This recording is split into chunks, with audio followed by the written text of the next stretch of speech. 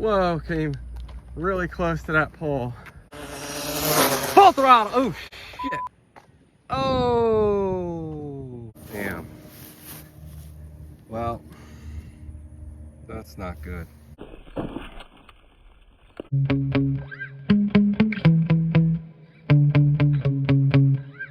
Okay, it's the next weekend. I had some issues with my receiver, cutting out after about 50 feet. I almost had my Jiusi truck run over. So we're gonna go ahead, start off with a 3S shakedown run and make sure everything's dialed in. These Dumbo transmitter receivers are just really making me nuts. Have not been happy recently with them. If thing's running away from me right now, it's great. Let me get this thing dialed in a little better with the throttle trim. Easing into it. 3S run.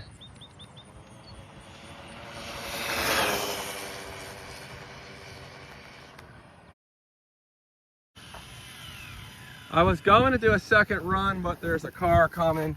So stop, read, 68. That's on the 27 tooth pinion gear again. So I think that's pretty good. All right, I don't know if I have the GPS reading or not. I'm gonna ease into it and hope for the best here.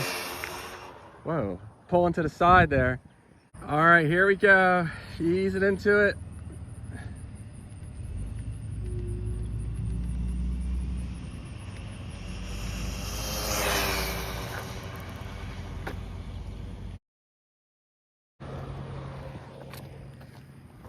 And I went off the road. These freaking city buses go so fast.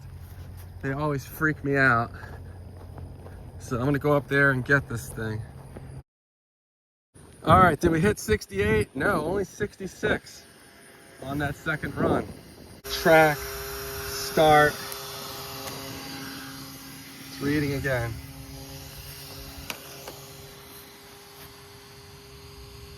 All right, wish me luck on this one. Why is it pulling to the right so hard? What the heck?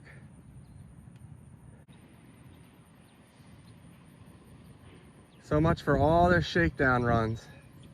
All right, that might be kind of straight. It's not playing nicely at all.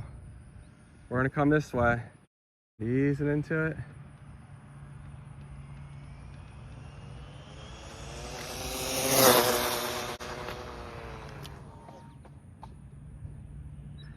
Well, I was in full throttle for a while and got a little squirrely. I should have let off. I stayed in it and I couldn't get it slowed down before flipping. So we'll go back and grab it and see how it went. But that's the problem with this Dumbo transmitter is that, you know, I have several cars hooked up to it. Each one's different. And it almost looks like, even with different voltage, this truck's running different. I don't know. But hopefully that radio link, I can just get each of them dialed in, have plenty of range where I'm not worried about it. That's another thing. This thing likes to randomly cut out on me. So hopefully I didn't bend anything, but you know, it is what it is. I get real frustrated with this thing because it's not the most stable in the world. And having a transmitter that would work reliably would really help me, because then I could ease into it over a much longer distance and slow down over a longer distance and just generally probably have a lot better runs. So let me go ahead, and we're almost to it, see what kind of speeds we got. My previous best again was 86. But I think I did have a little bit of tailwind. Today, a little bit of a crosswind. But let's see what we got. 78. Really? Well, I'm not sure about that.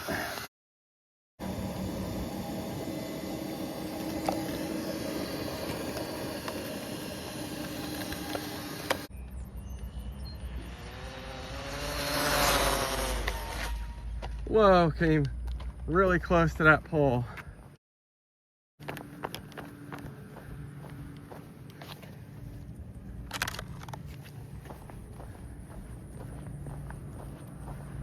So, anything bent? I can't test it because the battery went flying. There's my Armo Beast case protecting the GPS at least. But yeah, I doubt we're getting where I want to be, 77. So something's not right.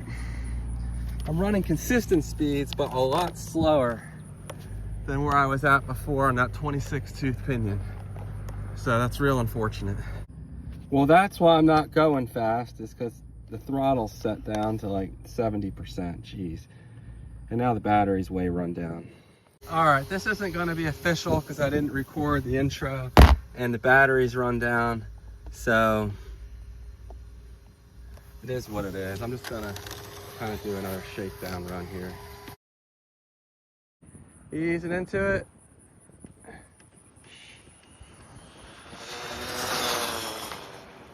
Nope, I had to let off. I'll try a run coming back the other way. Crosswind might be part of my problem.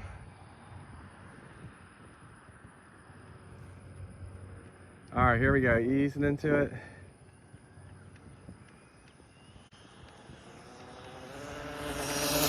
Full throttle, oh shit. Oh. It was at this moment that he knew he fucked up.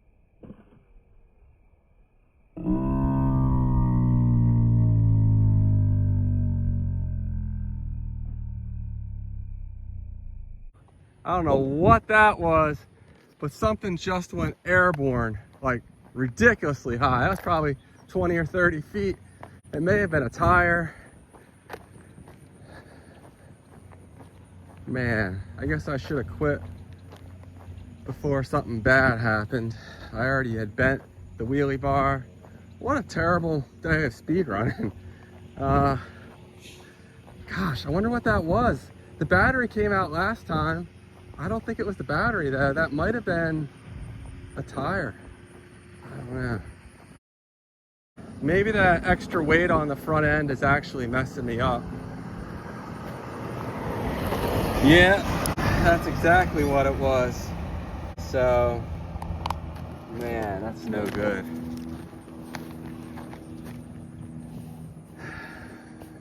I left the GPS back at the car.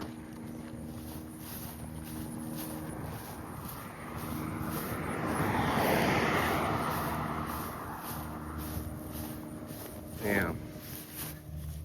Well, that's not good.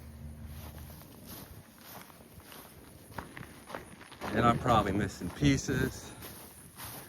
So I might be out of the speed run challenge for the foreseeable future.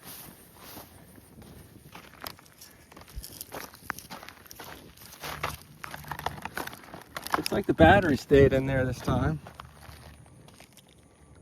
I lost the dog bone. Who knows where that could have gone. All right, well, I'm gonna go bring this back so I can at least look at the GPS. I bet that was over 80. Are you kidding me? I didn't hit start on the GPS either. Or did I break the GPS? I think I broke my GPS. Yep. So I'm not sure what the heck's going on. The GPS is not working until I plug it in. And then it's... Okay, so now it's working. Did the battery disconnect? It didn't get that last reading. I'm not sure. It says it's 100% charged. Let me unplug it and see what happens. And then we're no power. So it's like the battery's not connected anymore internally. So I opened it up and I think it looks okay. I wanted to make sure there was no bad connections in here, and it looks like, you know, everything's plugged in and no loose wires. So I just wanted to make sure there wasn't anything obviously wrong with it. But yeah, it only works when it's plugged in. But as soon as I go ahead and plug it in, it works as it should.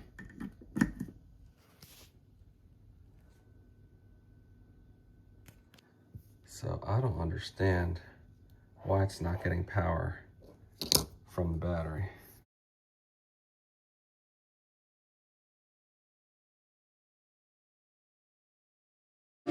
When doubt seeps in, you got two roads. You can take either road. You can go to the left or you can go to the right. And believe me, they'll tell you failure is not an option.